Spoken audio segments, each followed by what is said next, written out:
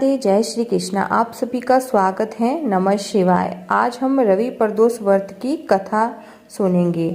रविवार के दिन यह व्रत आने के कारण इसे रवि प्रदोष व्रत कहा जाता है।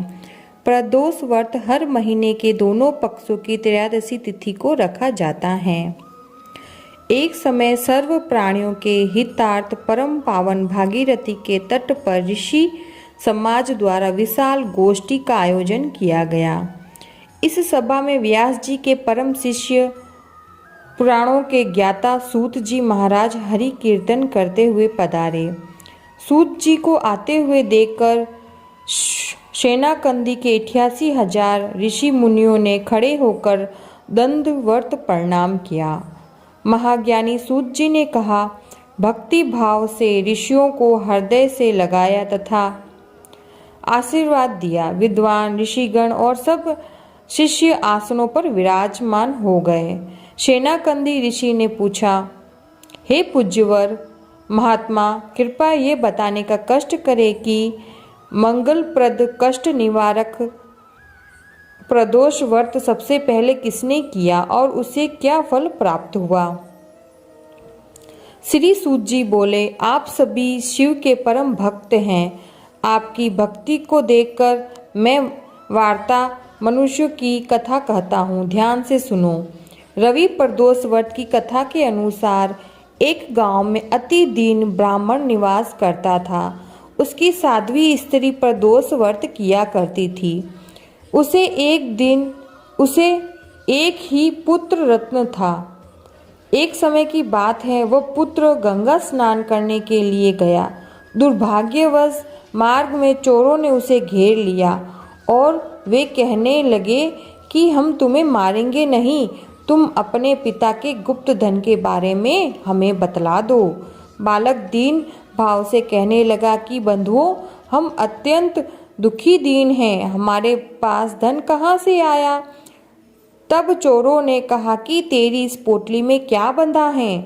बालक ने निसंकोच कहा कि मेरी माँ ने मेरे लिए रोटियां दी हैं। ये सुनकर चोरों ने अपने साथियों से कहा कि साथियों, ये बहुत ही दीन दुखी मनुष्य हैं, अंत हमें किसी और को लूटेंगे। इतना कहकर चोरों ने उस बालक को जाने दिया। बालक वहां से चलते हुए एक नगर में पहुंचा। नगर के पास एक बरगद का पेड़ था। वह बालक उसी बरगद के वृक्ष की छाया में सो गया। उसी समय उस नगर के सिपाही चोर को खोजते हुए उस बरगद के वृक्ष के पास पहुंचे और बालक को चोर समझकर बंदी बना राजा के पास ले गए। राजा ने उसे कारावास में बंद करने का आदेश दिया। ब्राह्मणी का लड़का जब घर नहीं लौटा तब उसे अपने पुत्र की बड़ी चिंता हुई। अगले दिन प्रदोष व्रत था।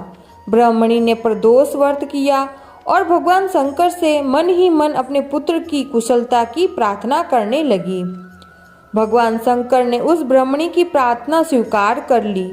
उसी रात भगवान शंकर ने उस राजा को स्वप्न में आदेश दिया कि वह बालक चोर नहीं है, उसे प्रातःकाल छोड़ दे, अन्यथा उसका सारा राज्य वैभव नष्ट हो जाएगा। प्रातःकाल राजा ने शिवजी की आज्ञा अनुसार उस बालक को कारावास से मुक्त किया। बालक ने अपनी सारी कहानी राजा को सुनाई। सारा वार्ता सुनकर राजा ने अपने सिपाहियों को उस बालक के घर भेजा और उसके माता पिता को राज दरबार में बुलाया। उसके माता पिता बहुत ही भयभीत थे। राजा ने उन्हें भयभीत देकर कहा कि आप भयभीत न हो, आपका बालक निर्दोष है। राजा ने ब्राह्मण को 5 गांव दान में दिए, जिससे कि वे सुखपूर्वक अपना जीवन व्यतीत कर सके। भगवान शिव की कृपा से ब्राह्मण परिवार आनंद से रहने लगा।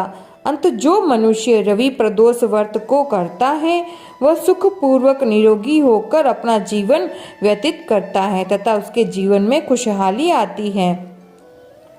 भगवान शिव उसके घर पर सुख संपत्ति धन धान्य की बरकत करते हैं। उसके घर में कभी भी अकाल मृत्यु नहीं होती है। उसके घर में हर वक्त खुशहाली लहरती रहती हैं। उसकी 7 पीढ़ियां बड़े ही सुख से जीवन व्यतीत करती हैं। तो बोलिए हर हर महादेव की जय, भोले बाबा की जय। तो आपको ये छोटी सी प्रदोष व्रत की कहानी, रवि प्रदोष व्रत की कहानी कैसी लगी है मुझे ज़रूर से बताएं। चैनल को लाइक और सब्सक्राइब करें, फैमिली और फ्रेंड में वीडियो जरूर से शेयर करें। मिलते हैं अगले वीडियो में। नमः शिवाय, जय श्री कृष्णा, राधे राधे।